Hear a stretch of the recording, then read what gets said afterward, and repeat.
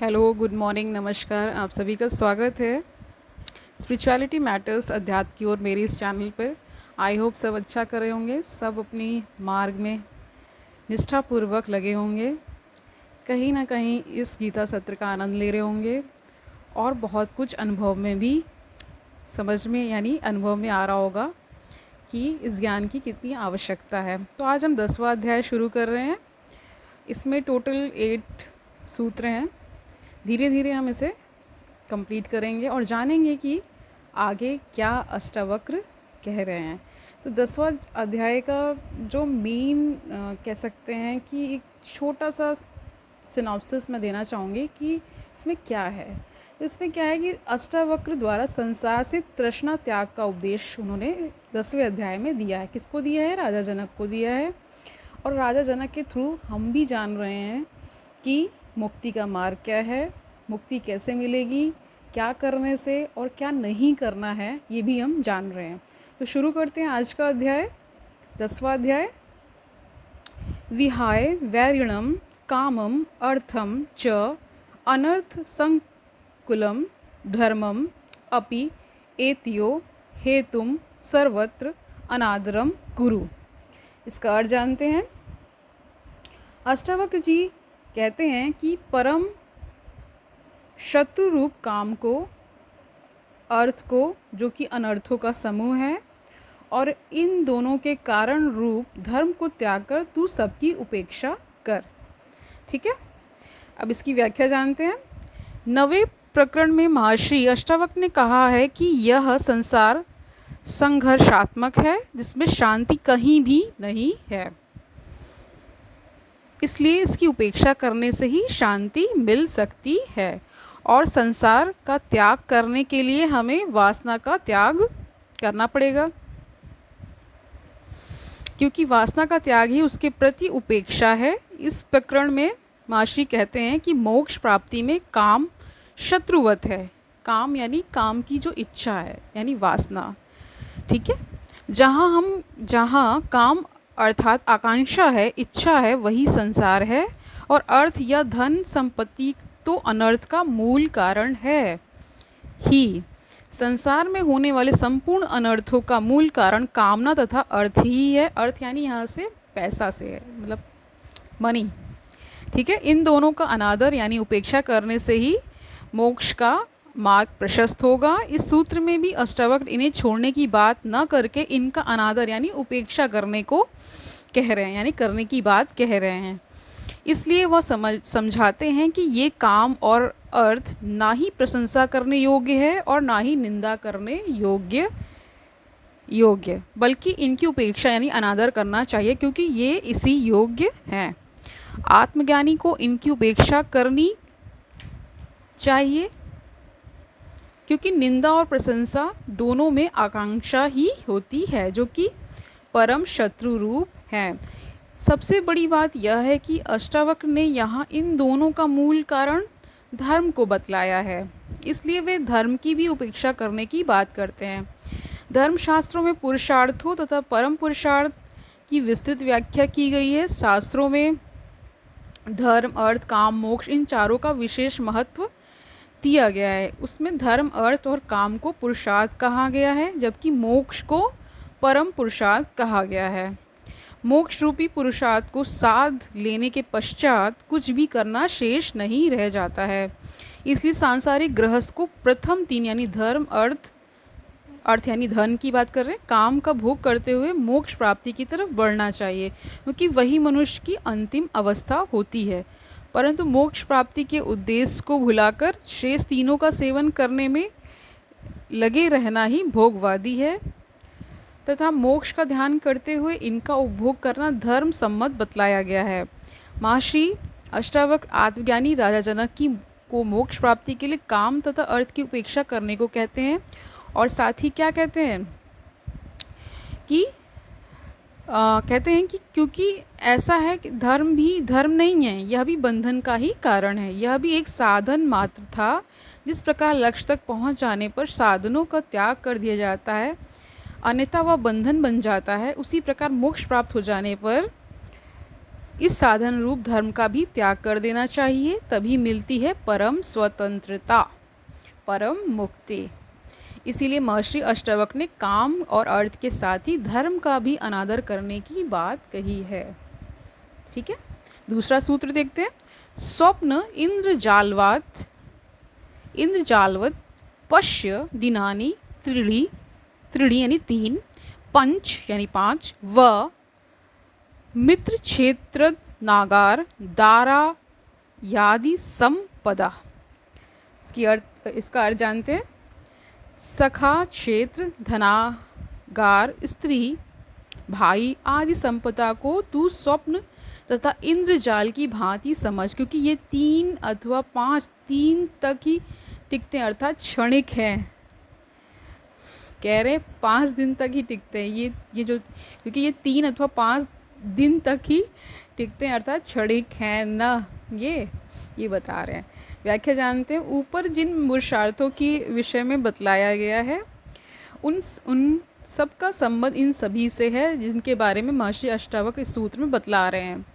अष्टावक्र कहते हैं कि तनिक सोच विचार कर देख, इन सब की आयु अवधि निश्चित है। शास्त्रों में तो यहाँ तक कह दिया गया है कि स्वर्ग यानी स्वर्गादि लोक बोला गया भी सारहीन है, उन्हें स्थायी मानना अज्ञानता की निशानी है, अर्थात अज्ञान के अतिरिक्त कुछ भी नहीं है।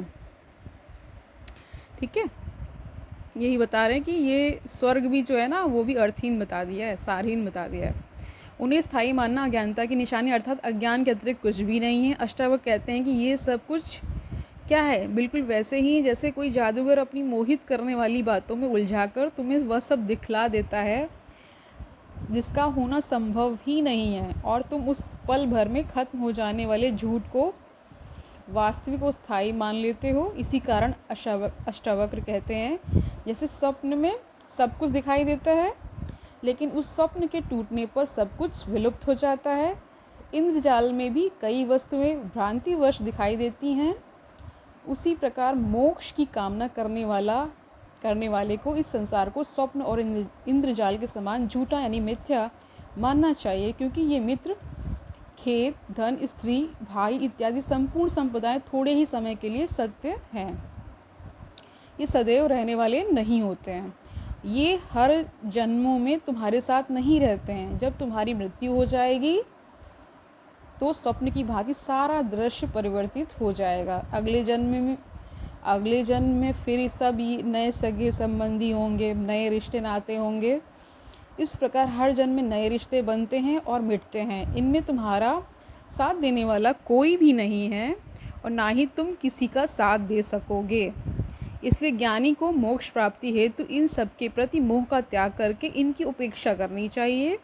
यहाँ पर अष्टावक्र इन्हें छोड़कर भाग जाने की मूर्खतापूर्ण बात नहीं कहते हैं, बल्कि वे कहते हैं कि इस बात का ज्ञान हो जाना ही पर्याप्त होता है। इस ज्ञान से ही आत्मज्ञान हो जाएगा। बिना ज्ञान के संसार का परित्याग कर देने से भी कुछ प्राप्त नहीं होगा। इसलिए अष्टावक्र का सारा उपदेश ज्ञान से ही संबंधित है। तीसरा सूत्र देखते हैं। यत्र यत्र भवे तृष्णा संसारम विद्धि तत्र वै प्रौढ़ वैराग्यम आश्रित्य वितृषः सुखी भव। और जानते जहाँ जहाँ तृष्णा होती वहाँ वहाँ ही संसार को जानो, यही वास्तविकता है। इसलिए दृढ़ परिपक्व वैराग्य का अवलंबन यानी आश्रय लेकर सभी प्रकार की समस्त विषयों की तृष्णा का परित्याग करके सुखी हो। ठीक है, इसकी व्याख्या जानते हैं। महर्षि अष्टावक्र कहते हैं कि मनुष्य अपने संसार का निर्माण स्वयं करता है। मनुष्य की तृष्णा ही उसका संसार है। परमात्मा ने मनुष्य को बहुत कुछ प्रदान किया है। आत्मा और शरीर जैसे मूल्यवान वस्तुएं उसे प्रदान की हैं, लेकिन उसे इस आत्मा का ज्ञान नहीं है, जिसके कारण वह भिक्षुक की भांति सांसारिक विषयों को प्राप्त करने की चाह करता है और उनको प्राप्त करने की अंधी दौड़ में भागने लगता है, जिससे वह लगातार दुख को ही प्राप्त करता है। उसे जितना मिला है वह उससे अधिक और प्राप्त करने की इच्छा यानी कामना करता है, और जो उसे नहीं मिल पाया है वह निरंतर उसको प्राप्त करने हेतु दौड़ धूप करता रहता है। उसकी यही तृष्णा कभी शांत नहीं होती है। अपनी इसी तृष्णा के कारण वह इस संसार में कभी सुखी तो कभी दुखी बना रहता है। इसीलिए अष्टावक्र कहते हैं कि जहाँ जहाँ तृष्णा होती है वहाँ वहाँ जीव अपना संसार बना लेता है और आशावान होकर बनता जाता है। तृष्णा शब्द की उत्पत्ति तृषा से अर्थात प्यास से हुई है। जिस प्रकार तृषा से व्याकुल प्यासे हिरण को रेगिस्तान में जल दिखता है जबकि वहाँ जल नहीं होता है, लेकिन प्यास होने के कारण उससे वहाँ पर जल दिखाई पड़ता है, दिखता है। शास्त्रों में इस प्रकार के दिखने को प्रतीति कहा गया है, यानी प्रतीत हो रहा है, केवल प्रतीति कहा गया है। यहाँ पर दो बातें स्पष्ट हो रही हैं, एक प्यास और दूसरा उस प्यास को बुझाने वाला जल। रेगिस्तान में प्रतीति में उलझा हिरण जगह जगह भटकता रहता है पर जल नहीं प्राप्त होता है, ये बता रहे। और वह प्यासा ही रह जाता है। वह जल देखते ही तृप्ति की आशा करता है, आराम हो जाती है उसकी सृष्टि, यानी उसका संसार उसी में बनने लगता है, ये कह रहे हैं। इस प्रकार यहाँ यह समझ में आता है कि तृष्णा ही संसार है। परंतु जब हिरण को यह समझ में आता है कि रेगिस्तान में चारों तरफ केवल ताप ही ताप है, भटकने के अतिरिक्त कुछ भी नहीं प्राप्त होगा, तो वह अपनी तृष्णा यानी प्यास को शांत करने के लिए रेगिस्तान का पूर्णतः परित्याग कर देता है। इसी प्रकार मनुष्य की प्यास शांत हो जाए और यदि उसे जितना मिला है वह उसी में संतोष प्राप्त कर ले तो वह सुखी हो जाता है। इसी को अष्टावक्र वीत तृष्णा यानी वैराग्य कहते हैं। इस वीत तृष्णा की प्राप्ति प्रौढ़ वैराग्य को आश्रय करके स्थित होने को कहते हैं। प्रौढ़ यानी यही प्रौढ़ावस्था होती है ना, वैसे ही प्रौढ़ वैराग्य का अर्थ यहाँ अनुभव परक वैराग्य से है। इसके अतिरिक्त सुखी होने का और कोई साधन नहीं है।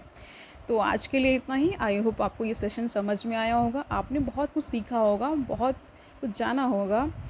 तो फिर खुश रहिए, अपने आसपास अच्छा माहौल रखिए, संतुष्ट रहिए और सन्मार्ग पर चलते रहिए, अध्यात्म के मार्ग पर चलते रहिए। अध्यात्म का जो नशा है वो पहले भी बताया गया है कि सबसे सर्वोपरि माना गया है। जब ये नशा लग जाता है फिर संसार में आपको कोई भी वस्तु उतनी प्रिय नहीं लगती है ना। ये तो समझ में आया ही होगा कि भगवत प्राप्ति से बढ़कर क्या होगा। अगर ये जीवन मिला है तो इसे सत्मार्ग यानी सन्मार्ग पर लगाकर अच्छे कर्म करके, आसपास अच्छा माहौल रख के, खुद पॉजिटिव रह करके औरों को और प्रेरणा देते हुए कि इस ओर आएँ, इसके अर्थ को जानें, इसके महत्व को जानें, ये जीवन क्यों मिला है इसको जानें, तो निश्चित ही क्या होगा, मुक्ति अवश्य मिलेगी। तो कल मिलते हैं, तब तक के लिए हरिओम तत्सत।